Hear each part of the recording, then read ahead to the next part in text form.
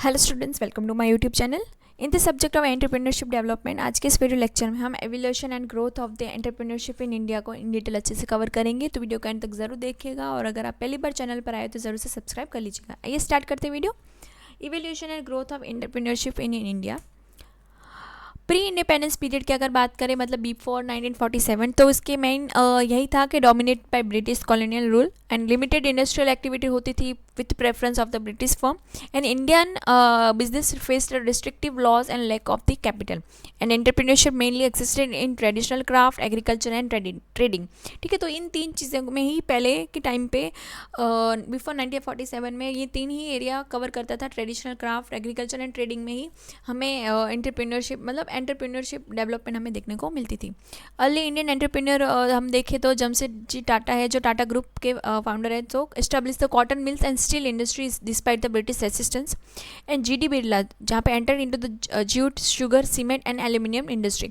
तो ये जो अर्ली एंटरप्रेन्योर है उनके नाम थोड़े आपको याद रखने हैं एग्जाम में। इसका इम्पैक्ट क्या आया कि led the foundation for the Indian industrialization and spark the national pride in building the indigenous industry. तो इन दोनों ने मतलब नेशनल प्राइड उन्होंने क्रिएट करा कि जहाँ पे उन्होंने इंडिजियस इंडस्ट्री खुद से स्टार्ट करी, जिसमें हम cotton mills, industrial industry and sugar, cement and aluminium industry को हम देख सकते हैं। पोस्ट इंडिपेंडेंस जब एरा है, जहाँ पे लाइसेंस राज एरा उसको हम बोलेंगे, 1947 से 1990 तक का जो टाइम था, की इवेंट यहाँ पे यही हो कि India adopted a socialist mix economy, heavily focus on the public sector undertaking और इंडस्ट्रियल लाइसेंसिंग पॉलिसी 1948-1951 इंट्रोड्यूस हुई थी, जहाँ पे लाइसेंस राज उसको कहा जाता था कि required the government approval for the almost every business activity. के उस टाइम पे वही था कि आपको कोई भी छोटा मोटा कोई भी बिजनेस स्टार्ट करना है तो आपको गवर्नमेंट को इसको इन्फॉर्म करना हो रहता था, और क्या आप बिजनेस करने वाले हो, क्या बिजनेस स्ट्रेटेजी है, क्या बिजनेस एक्टिविटी रहेगी, इसलिए उसको बोलते थे लाइसेंस राज। तो गवर्नमेंट हर चीज़ पे नज़र रखती थी। इसके कैरेक्टरिस्टिक ये थे कि प्राइवेट एंटरप्रेन्योरशिप और डिस्करेज। ठीक है, वो नहीं चाहते थे कि प्राइवेट वाले कि हम सभी चीज़ें गवर्नमेंट को पूछ पूछ के करें। ठीक है, तो वो इतना ज़्यादा एंटरप्रेन्योरशिप के फोकस नहीं करते थे कि हमें कुछ नया स्टार्ट करना है। फिर high entry barriers due to the bureaucracy. ठीक है, बहुत ज़्यादा किसी भी फैक्टर मतलब किसी भी सेक्टर में एंटर होने के लिए बहुत ज़्यादा बैरियर्स लगा देते थे, रिस्ट्रिक्शंस हो जाती थी। फिर limited access to the finance and foreign technology. ठीक है, कि आपको कोई टेक्नोलॉजी चाहिए, बाहर से कुछ आपको इंपोर्ट करना है तो वहाँ पे इंपोर्ट रिस्ट्रिक्शन होता था। फाइनेंस भी आपको बाहर से नहीं मिलता था, कहीं और से भी आपको फाइनेंस के लिए बहुत ज़्यादा, बैंक वगैरह से भी लोन लेने के लिए आपको बहुत ज़्यादा मतलब रिस्ट्रिक्शंस हुआ करते थे। तो वो ये उस टाइम के कैरेक्टरिस्टिक्स हम बोल सकते हैं। स्ट्रगल यही था कि entrepreneur had to negative complex regulation which led to inefficiency and corruption. Successful entrepreneur क्या हुए उस टाइम पे कि धीरू भाई अंबानी जहाँ रिलायंस में, जहाँ पे enter the textile, later diversify into the petrochemicals. And Narayan Murthy Infosys में, जहाँ पे उन्होंने स्टार्ट करा IT company 1981, grew the slowly due to the export and licensing restriction.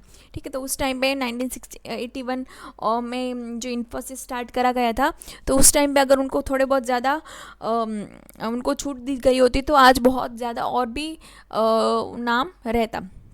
Dhiru भाई अंबानी भी उस टाइम पे थे। तो ये दो एंटरप्रेन्योर के आपको नाम याद रखने। इसका मेन इम्पैक्ट यही आया कि entrepreneurship remain limited to the family own business और the small industry.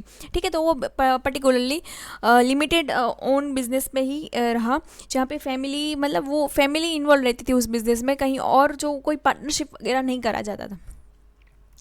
Economic liberalisation period आया 1991 से 2000 के टाइम पे, जो एक टर्निंग पॉइंट था कि India face the economic crisis in 1991। तो IMF bail out the liberalization reform by the doctor Manmohan Singh. तो 1991 में लिबरलाइजेशन पॉलिसी लाई गई, जहाँ पर मेजर रिफॉर्म यही हुआ है कि abolish the industrial licensing for the most sector. वो लाइसेंसिंग वाला लाइसेंस राज वाला जो सेक्टर था, वो मतलब फैक्ट था, वो ख़त्म हो गया। Allow the 100% FDI in many industries. ठीक है, फॉरेन डायरेक्ट इन्वेस्टमेंट डायरेक्ट 100% लगभग ऑल इंडस्ट्री में अलाउ करा गया।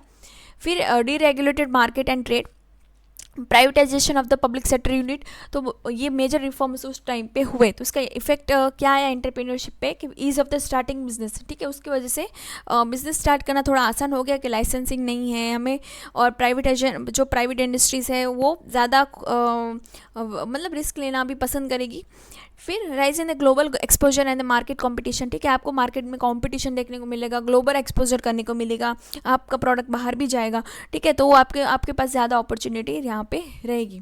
सक्सेस स्टोरी अगर उस टाइम पे देखिए तो सुनील भारती मित्तल जो एयरटेल के फाउंडर है, तो रिवोल्यूशनलाइज टेलीकॉम इंडस्ट्री उस टाइम पे हमें देखने को मिलती है।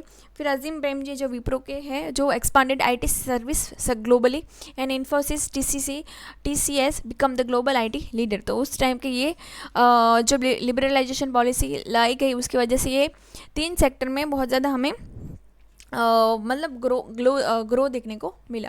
इम्पैक्ट ये हुआ कि set the stage for the India's global IT boom and entrepreneurship now seen as a wider career, ठीक है, तो ये सबसे ज़्यादा हमें अच्छा देखने को मिला उस टाइम में लिबरलाइजेशन पॉलिसी की वजह से, ये हमें इसका आउटपुट ये मिला।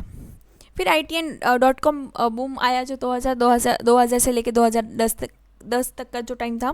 इसके मेन कैरेक्टरिस्टिक यही थे कि इंटरनेट एक्सेसिबिलिटी ग्रो हुई and the BPO KPO and IT outsourcing industries flourish, ठीक है, इसके बिजनेस प्रोसेसिंग आउटसोर्सिंग करा देते थे।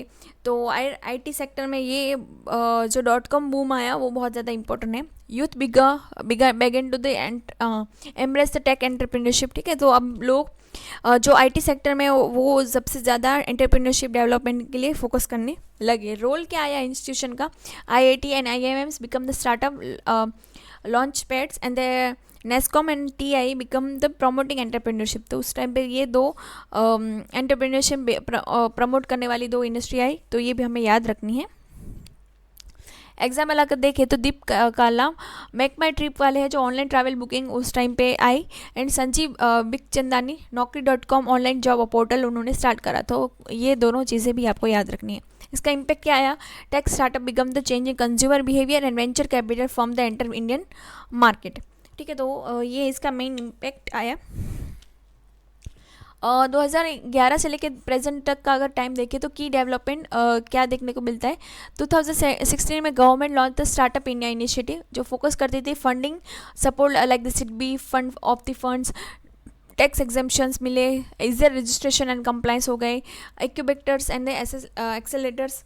तो बहुत ज़्यादा उन चीज़ों पर फोकस करा गया कि कितना और भी ज़्यादा जो एंटरप्रेन्योर है, वेंचर कैपिटल है, तो ठीक है, और भी ज़्यादा वो ग्रो करे। इसके मेन कैरेक्टरिस्टिक यही थे, एक्सप्लोसिव ग्रोथ जहाँ पे number of the startups start करे गए, फोकस एरिया उनका वही था e-commerce, ed technology, fintech, health sector, ये सब। Rise of the unicorn, startup value of the $1 million plus. Supportive ecosystem क्या हुआ था, angel investment, VCs, crowd funding, tech parks, co working space and startup equipments, ठीक है, तो startup India 2011 से present तक के टाइम में हम देखें तो सपोर्टिव इकोसिस्टम वहाँ पे हमें देखने को मिलती है। लाइक एग्जांपल यहाँ पे अगर देखिए फ्लिपकार्ट है ई-कॉमर्स रिवोल्यूशन के लिए, ज़ेरोधा है टेक्नोलॉजी बेस्ड स्टॉक ट्रेडिंग के लिए, बायजूस है एजुकेशन टेक्निक टीचर लीड के लिए, नायका है ब्यूटी एंड कॉस्मेटिक रिटेल के लिए। गवर्नमेंट सपोर्ट क्या कराता है, डिजिटल इंडिया, आत्मनिर्भर भारत, स्किल इंडिया, मुद्रा लोन्स एक्सेट्रा ये स्टार्ट करी थी। एंड इम्पैक्ट यही हुआ कि India become the 3rd largest startup ecosystem in the world. Post Covid and future of entrepreneur अगर हम देखें 2020 से लग के अभी तक का टाइम, तो न्यू ट्रेंड यही देखने को मिलता है, remote work enable the solo entrepreneurship and freelancing, online first business जहाँ पे डायरेक्ट टू द कस्टमर, मतलब अभी आप देखते हो कि कोई प्रोडक्ट है वो घर पे आप बना रहे हैं और घर से ही हम लोग ले रहे हैं, तो वहाँ पे आपको सस्ता वो परचेस कर पाते हो आप। Search in the health care, education tech, फिटनेक एंड दी एग्रीटेक स्टार्टअप हुई इसकी वजह से। And digital payment, AI, blockchain are the rising trends. Inclusive अगर ग्रोथ हम देखें तो women entrepreneur are the rising and focus on the rural and tribal entrepreneurship, ESG based environmental social and governance entrepreneurship is expanding, ठीक है, तो ESG based जहाँ पे ये स्टार्ट हुआ, जहाँ पे environment, social and the governance, इन तीनों को चीज़ों को कॉम्बिनेशन रख के आप कोई एंटरप्रेन्योरशिप वेंचर आप कर रहे हो। अगर एग्जांपल देखें तो मीशो है जो empowering the small seller and the home makers, जो डी हार्ट है supporting farmer through the agri tech and the cure fit है, पैरेक्टो है जो health care startup using the AI and the data. इसका इम्पैक्ट यही हुआ कि entrepreneur mindset has spread the Tier 2 and Tier 3 cities and India is now exporting entrepreneur and ideas globally. तो ये slide आपको एग्जाम पॉइंट ऑफ से याद रखनी है।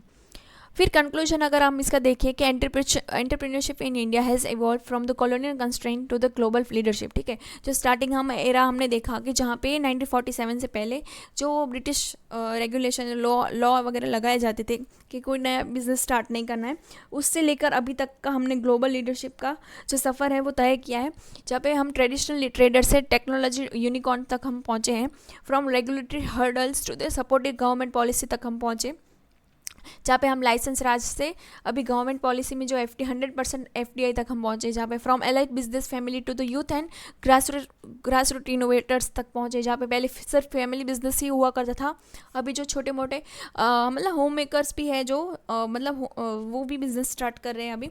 India is no longer just a job seeking nation but at the job creation economy. ठीक है, अभी हम सिर्फ जॉब जॉब चाहते नहीं है लेकिन जॉब क्रिएट भी कर रहे हैं इकोनॉमी में। तो बहुत अच्छा एंटरप्रेन्योरशिप डेवलपमेंट की वजह से ये हमें चेंज देखने को मिला है। तो आई होप इस वीडियो से आपको हेल्प मिली होगी। Thanks for watching.